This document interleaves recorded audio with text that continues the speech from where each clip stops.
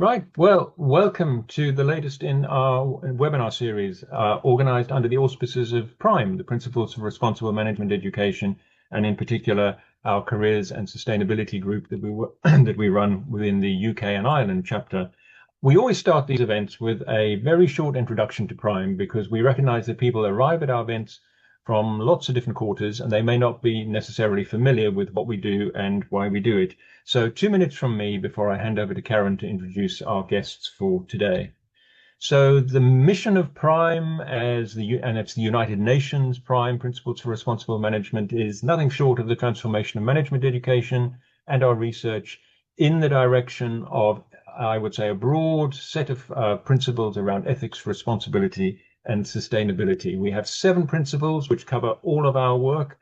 Obviously, we're very largely teaching organizations, but also they cover our research, our partnerships with business, government, and civil society, what we do internally, so covering all of the aspects of equality, diversity, and inclusion as well, and how we share and learn from our successes and failures together.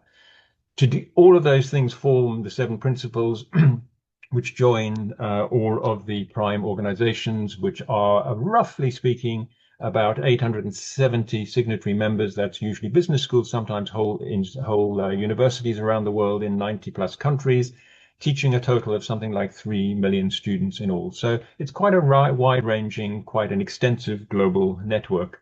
And as I said at the outset, we meet under the auspices of the UK and Ireland chapter, which is one of the longest established chapters within PRIME. PRIME as a whole having been established in 2007. And we set up something like 2.5 years ago, nearly 3 years ago now, our Careers and Sustainability Working Group, because we recognized a lot of shared interests among people working in our approximately 110 signatory universities and business schools within the UK. And what we do is we offer a series of webinars and collaborative research projects, which I'm just going to touch on very briefly. But essentially, we are working at that intersection of work on sustainability, careers, employability, and as it says there, the rapidly evolving, sometimes difficult to define green job sector. So we work in research and on teaching and learning practice, but also we have a very strong focus on employer engagement, which is why our network is not just of academics and career staff, but also of a substantial number of sustainability professionals in a whole variety of sectors as well, who've been drawn to our webinar series and that interface that we're seeking to manage and to nurture between organizations and higher education, and of course our graduates and students. So just very briefly, 2 of our recent projects. This was our Sustainability in Early Careers project that ran from 24 to 25, and which resulted in that publication. And I'll put the link into the chat later when I finish talking, in case anybody wants to read it. This looked at sustainability early career roles, their availability, and employer perceptions of what was going on in that part of the jobs market. Our current major project, which is another collaborative project involving, in this case, 5 PRIME signatories, is actually working on a QAA, Quality Assurance Agency funded project called Green Skills for Green Jobs. And we're in the middle of that at the moment, running workshops across the 5 universities, aiming to come up with guidance for higher education in relation to the promotion of green skills, the embedding of green skills in curricula. This is a project that we're running with those organizations there. Particularly, I want to highlight Students Organizing for Sustainability, who many of you will be familiar with, but then those 4 other universities as well. And some of our work is focused around the UNICEF Green Skills framework that you can see on the left. Very importantly, once again, within this particular project, we're looking at engaging both students, or not both, students and our colleagues across disciplines, but also employers as well to gain those perspectives. So the last thing that I wanted to say before handing over to Karen, who will introduce our speakers, is that our first event of 2026 is planned to be a systems thinking, systems concept focused panel discussion. Because this was something that arose out of our recent publication where employers of new graduates were saying that they didn't see those systems thinking capabilities as clearly evident in the graduates and people coming to work for them as they did some other skill areas. So what we're interested in teasing out is, what do organizations need in terms of their graduates and capabilities? and how do educators build systems thinking capabilities. Pleased to say we have two of our panelists already identified, but we are looking, and this is where this is my open invitation to any of you to come to us with suggestions, that we're continuing to look for one or more individuals able to offer employer perspectives. We've got some of them via our consultant, but it's principally a kind of research consultancy. So we're very interested in some employer voices, and if you can recommend any to us, do let us know.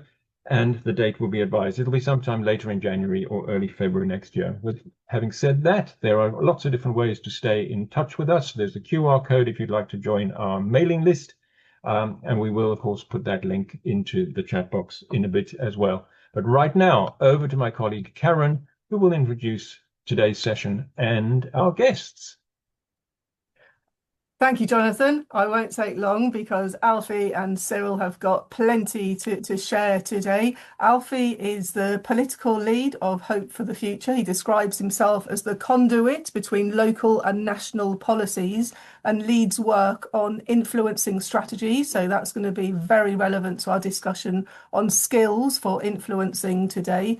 And Cyril Moyo is a policy and engagement officer, supporting constituents and community groups in engagements with their local politicians.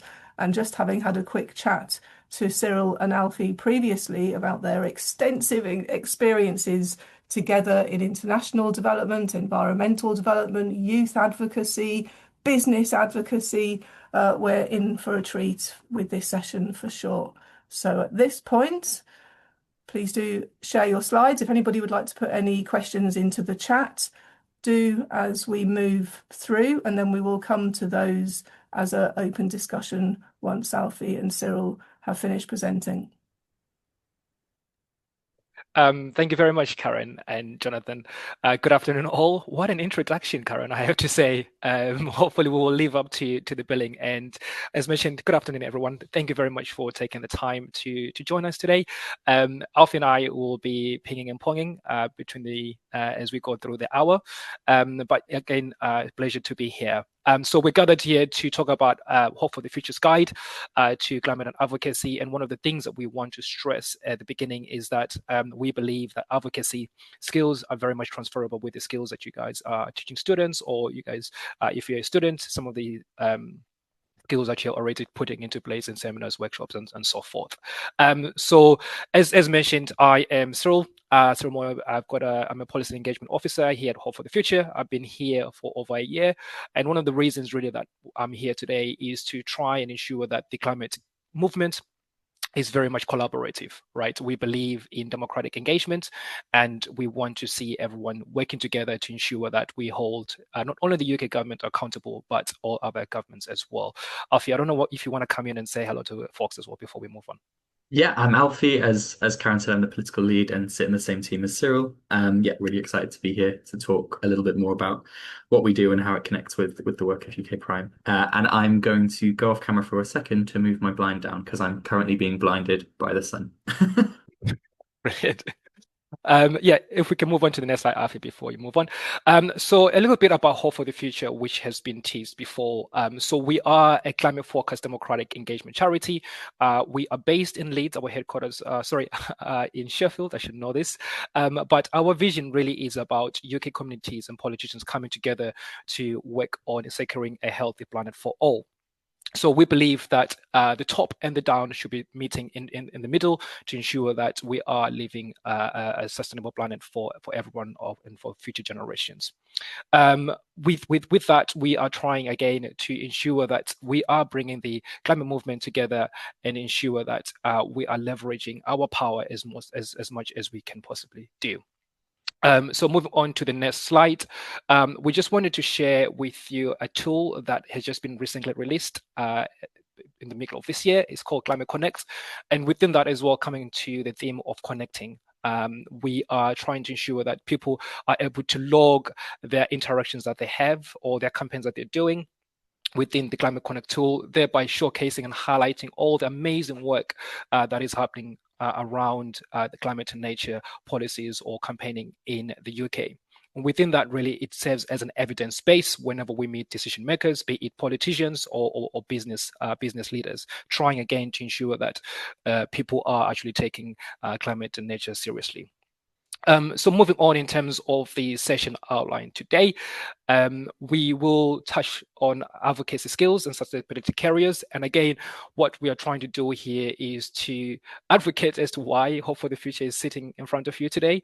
But fundamentally as well, we want to try and build out a case as to what does a government look like, right? And why should UN Prime members care about advocacy skills, thereby how does that interact with the government? And then we're going to look at building a relationship. And again, this is based off our learnings and the things that we do in our daily lives, me and Alfie, looking at building a relationship with politicians. But again, here we want to expand on the fact that these skills that we have seen firsthand can also be applicable when you're talking to a business leader or you're talking to C-suite leaders.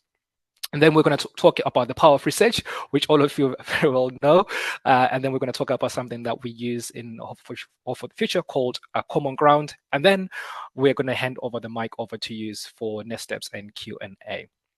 So with that, Alfie, if we can just go into the session outcomes. So again, stressing, I can't stress this enough, right? We believe that the skills that we use at Hope for the Future are very much transferable to a business setting. We believe that advocacy skills, right, that we use as campaigners, as climate campaigners, are actually being used within a UN Prime setting, within academia, within businesses, and within students as well. So things such as research, things such as communication and collaboration, those are skills that we actually use ourselves and Hope for the Future.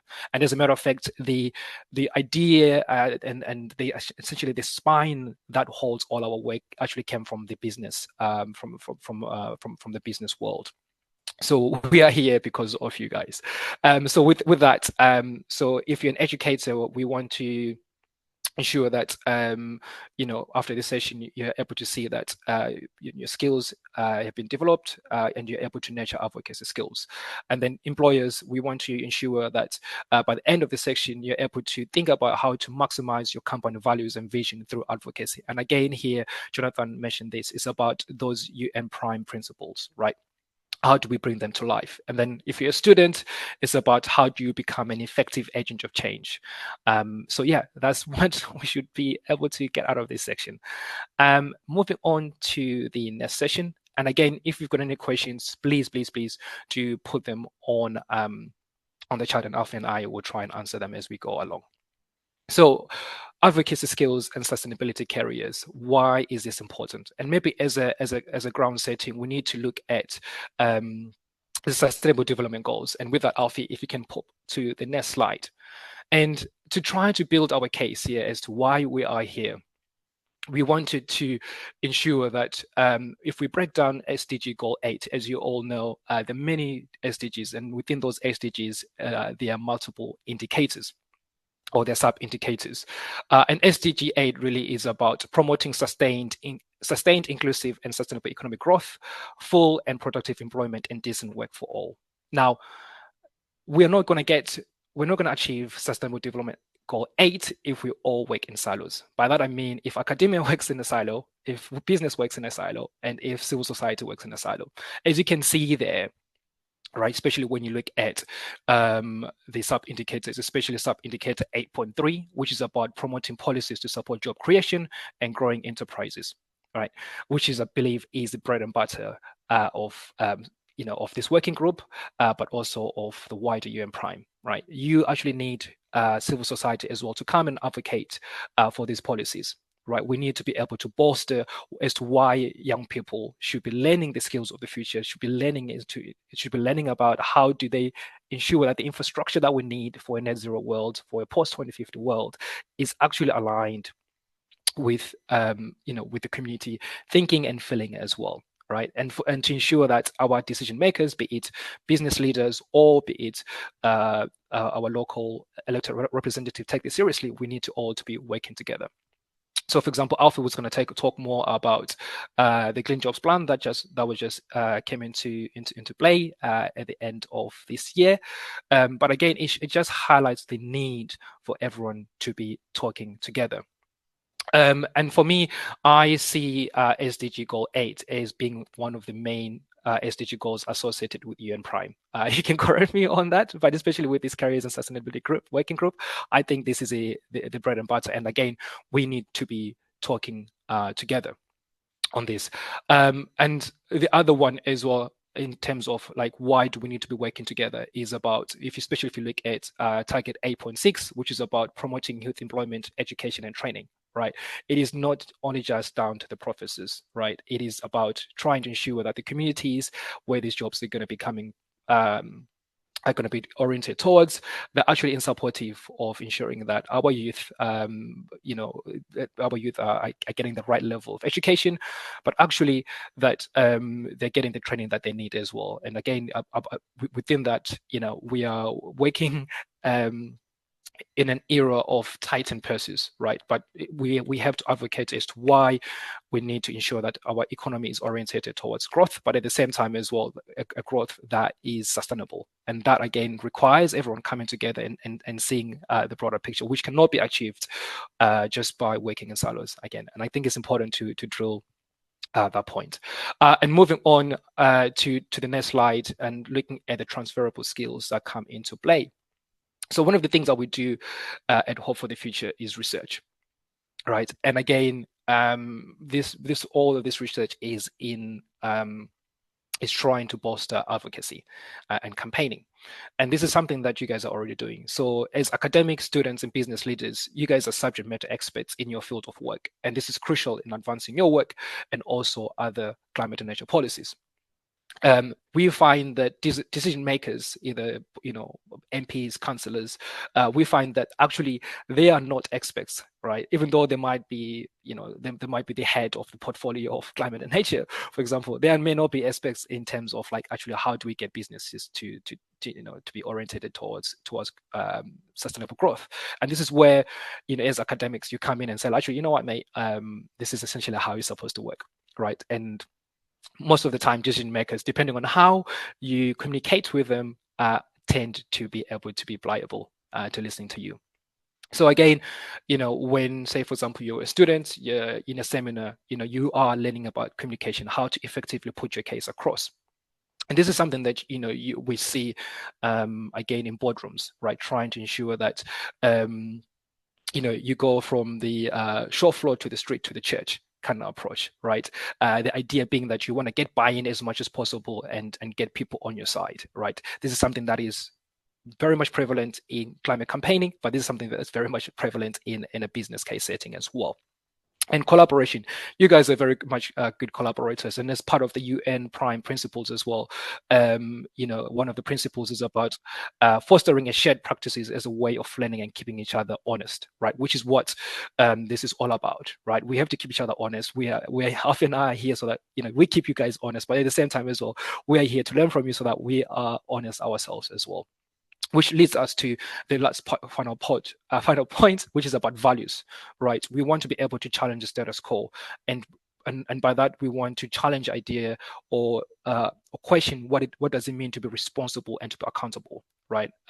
We want to ensure that as we transition to net zero, we are ensuring that the businesses, our politicians are held accountable. But then what is our understanding of being responsible, and who are we responsible to? Are we responsible to our community, or are we responsible to other communities as well? And how do we get there? So with that, I'll pause there and I'll pass over to Alfie to talk to us about the government at a glance. Thank you, Cyril. Yeah, so just diving, as Cyril said, our focus is, our expertise is on democratic engagement, but so many of those advocacy tools are applicable across various contexts, including in business and academia. But we did want to start this session off with just a baseline introduction to the government to make sure we're all starting on a similar page and talking about similar things. Some of this may be information you already know, but others of you may be less plugged into the everyday goings of government. And so want to make sure we're all starting from the same place. So hopefully the bit I don't need to say is that Labour are the current government. They won a landslide in 2024, and though that margin of success is actually fairly thin, the number of MPs that it equated to was significant. So we have a real significant majority in Westminster, which has an impact on the way politics is delivered and played when you have such a large majority. 335 of the MPs we now have were elected for the first time last year, and that's really significant. It's way, way more than you'd expect in a normal year. It also means even though we're a year on, a lot of those MPs are still discovering and learning what their kind of core values are. As MPs go through their career as parliamentarians, they often end up focusing in, apart from on local issues, on 2 or 3 really kind of big things that are their passions, whether that's poverty or the economy or the environment or so on. And so we're in quite a powerful time at the moment where those politicians are malleable to what their priorities are going to be. And so getting in there and having a voice in what those priorities should be for maybe not just the next 5 years, but the next 10, 15, 20 is really important. It's also the most diverse parliament we've ever had. It's still not reflective of society as a whole, but it's much, much closer in terms of gender, ethnicity, sexuality. So there's a much more reflective parliament there, which is worth noting too, I think, in terms of the types of people that we're engaging when it comes to politics too has shifted slightly. And yeah, for the first time, most of those seats that would traditionally be Tory or even SNP are now held by Labour or Liberal Democrats. So there's been a real shift in the parliamentary makeup. Just very quickly, there's so many ministers, an increasing number. This number goes up all the time because the more ministers you have, the more control you have over your party.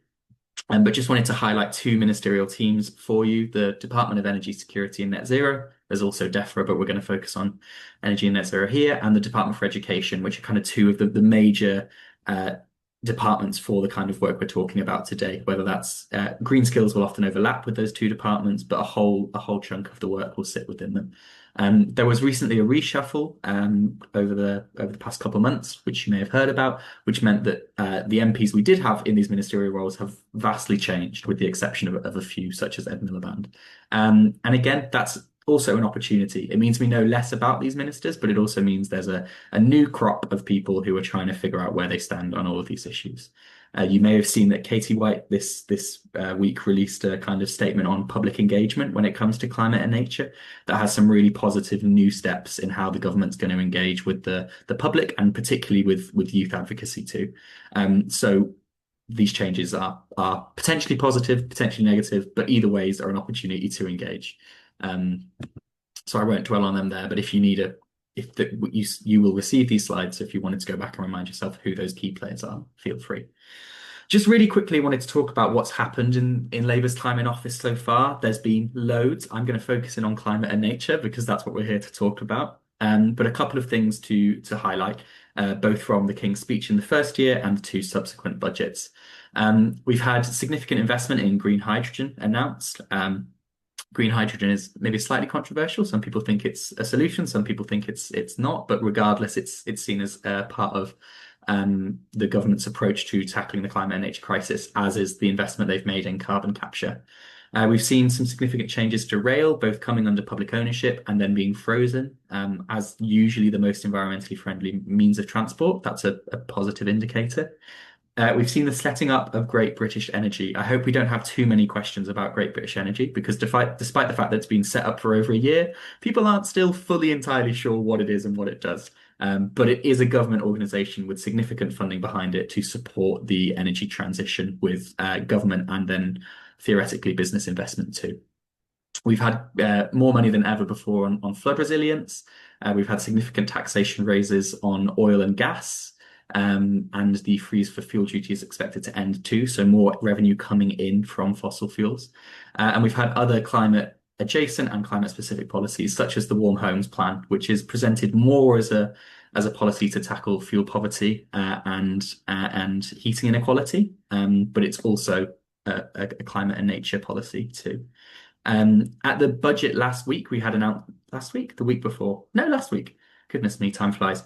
We've had investment in EVs, so the infrastructure around electric vehicles, while also an announcement that those will be taxed on road tax for the first time ever. And we've had some interesting announcements about the price of energy bills. So some kind of outdated older subsidies on electricity have been removed, which makes energy bills cheaper and shows the more real gap between the price of green electricity and less green gas, which is great. But we've also had the removal of subsidies that fund a lot of insulation projects. So eco has been scrapped, which reduces the insulation budget a lot.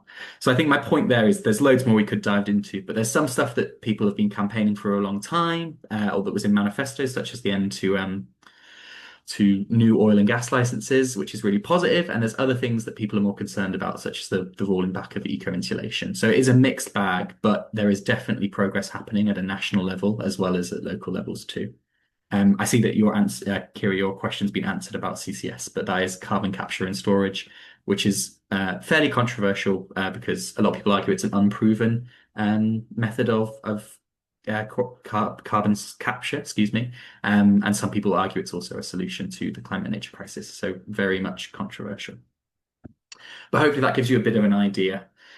One thing I just really wanted to labour for a second was, as Cyril mentioned, the announcement of the Green Energy Jobs Plan. One of the things we talk about all the time in the climate sector as a co-benefit of climate and nature action is good green jobs.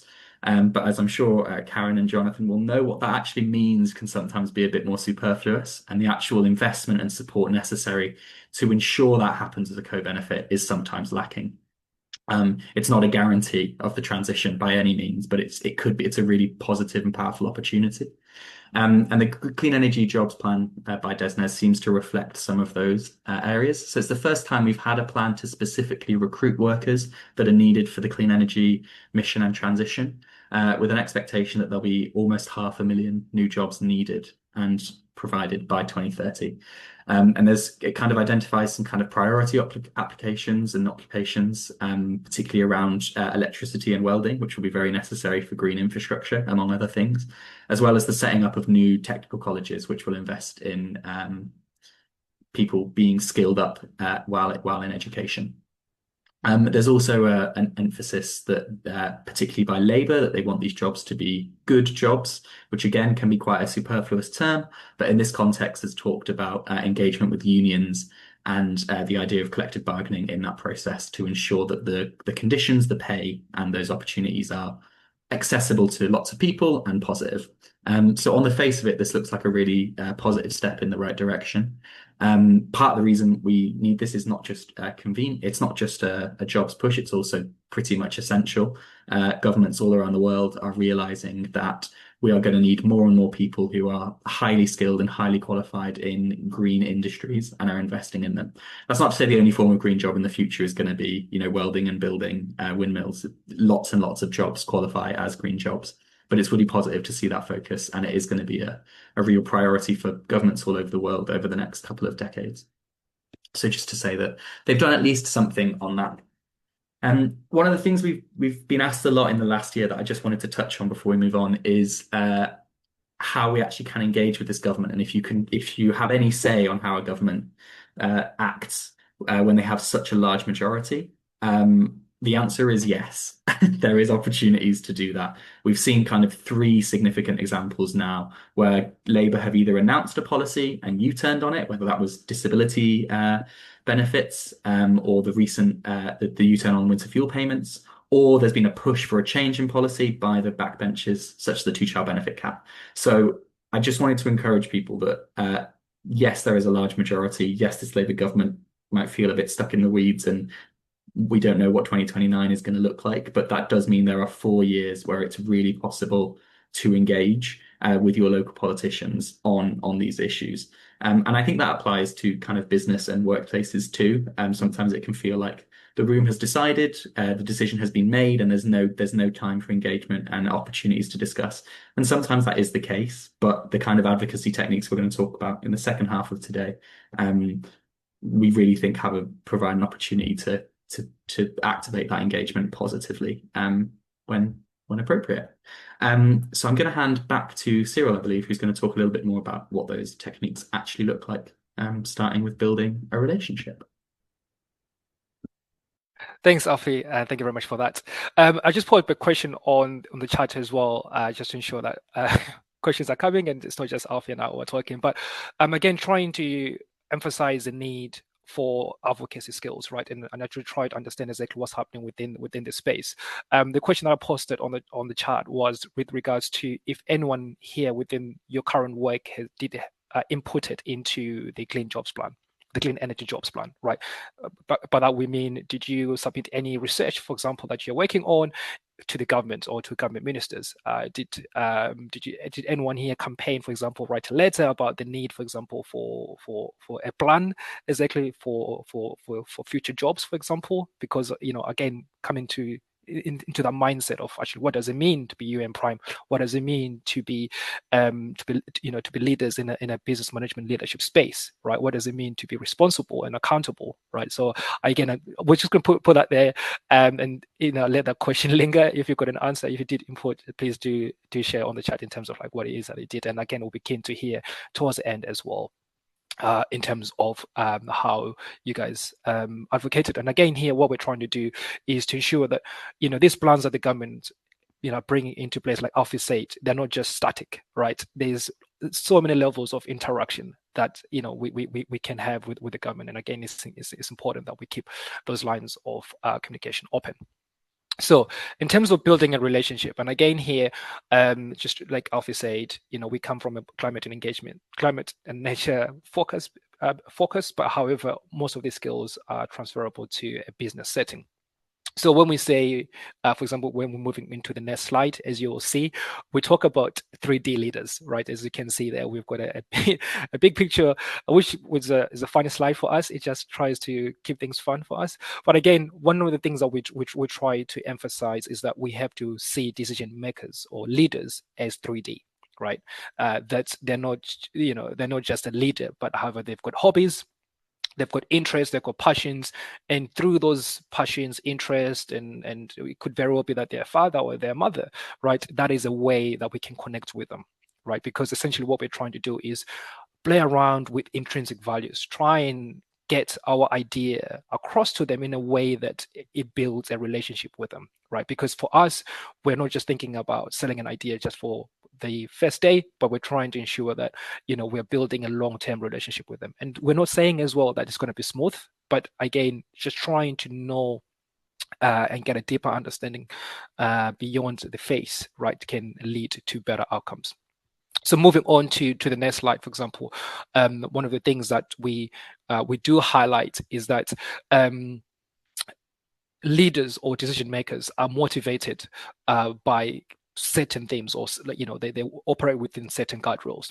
And from a political perspective, there's a lot of listening to a constituency mandate, and by that we mean that they've been elected to do a job, right? And if enough people within their group or the people that they represent come to them and say like, we want X, they are bound, right? There's a certain need to listen to those people. And again, that works within a business setting, right? What is this company values? What are the company values?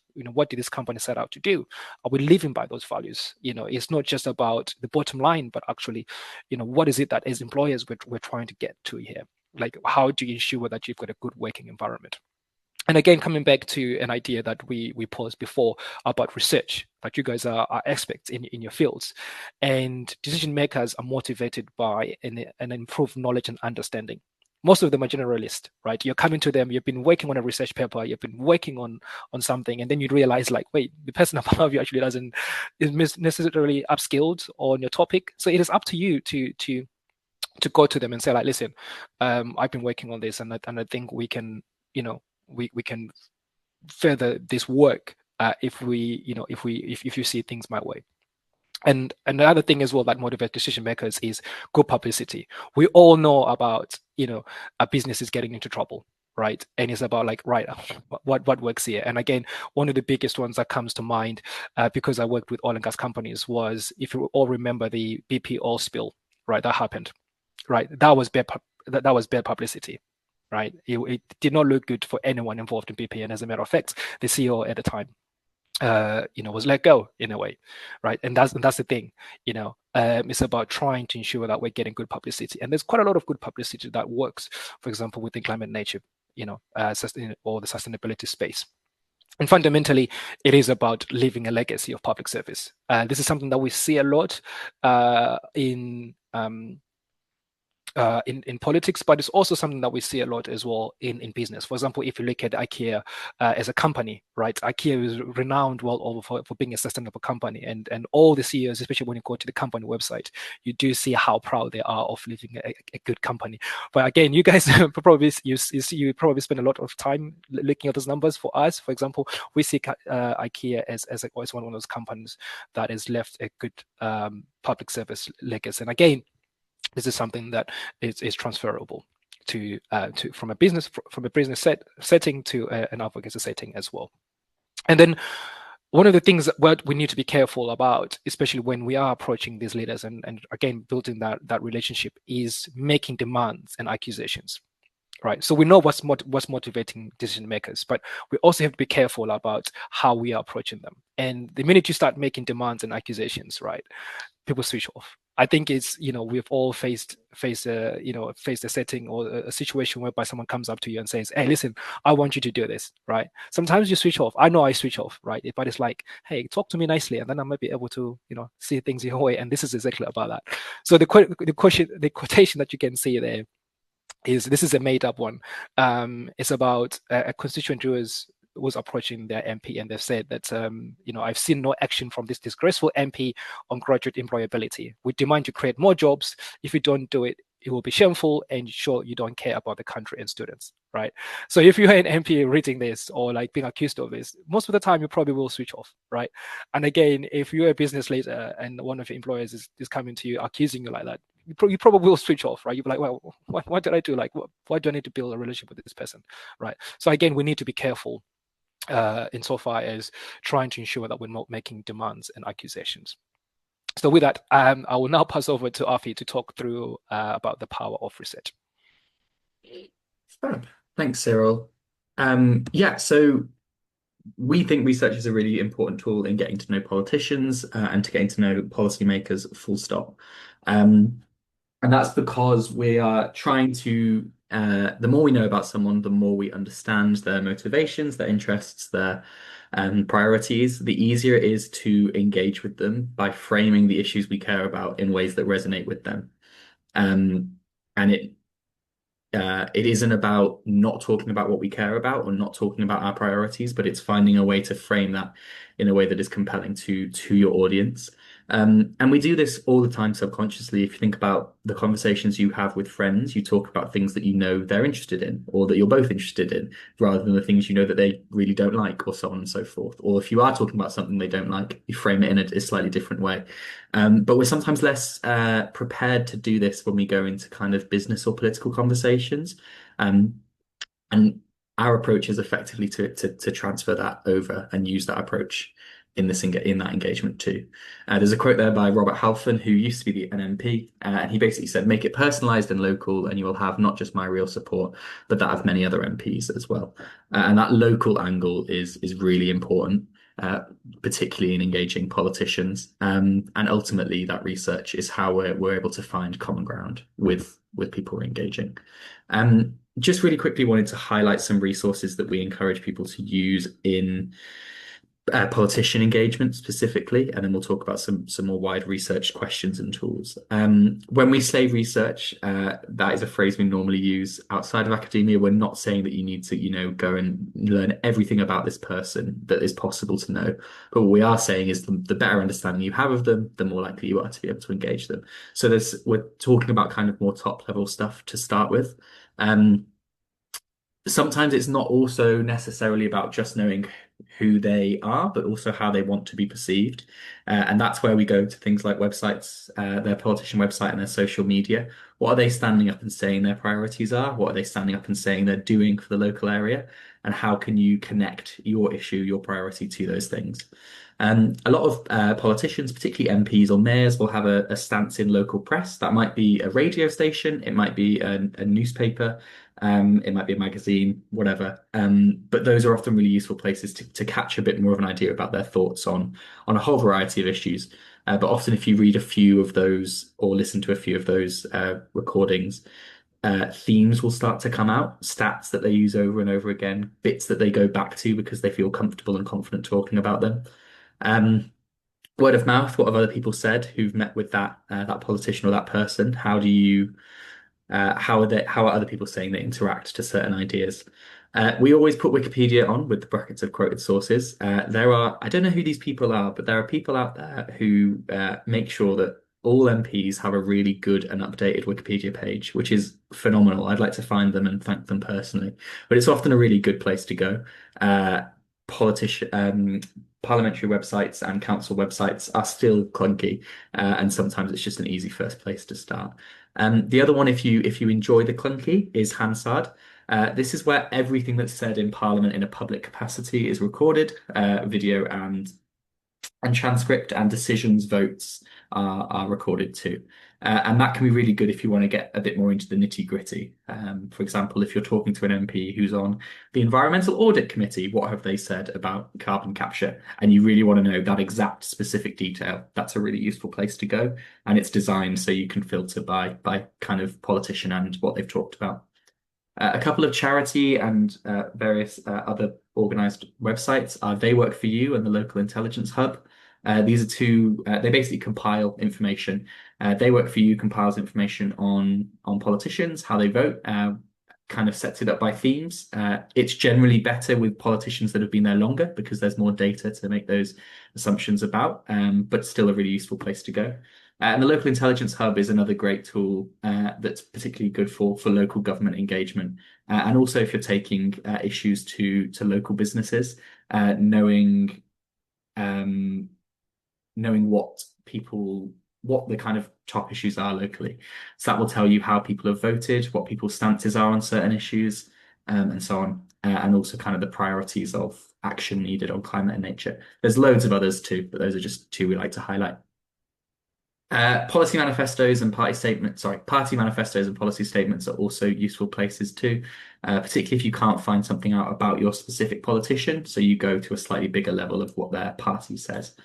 And then the last one to flag is that with so many new MPs and so many new councillors in the last few years and devolved as well next year, when people stand up and do their maiden speech, that's often when they kind of set out what they perceive their priorities will be. It's not always what their priorities end up being for various reasons, but it's where they kind of set up and set out their pitch, I suppose. And they'll often put them online because they're pretty popular, really. So that can be a good place to go just to kind of get a really top-down level of, well, when you were elected, you came and said, this is what you were going to do. And I'd like to talk about how you're doing that or whatever it might be. So those are some kind of politician-specific ones, but a few of them are transferable across as well. But then some sort of things you might want to be thinking about in research more widely.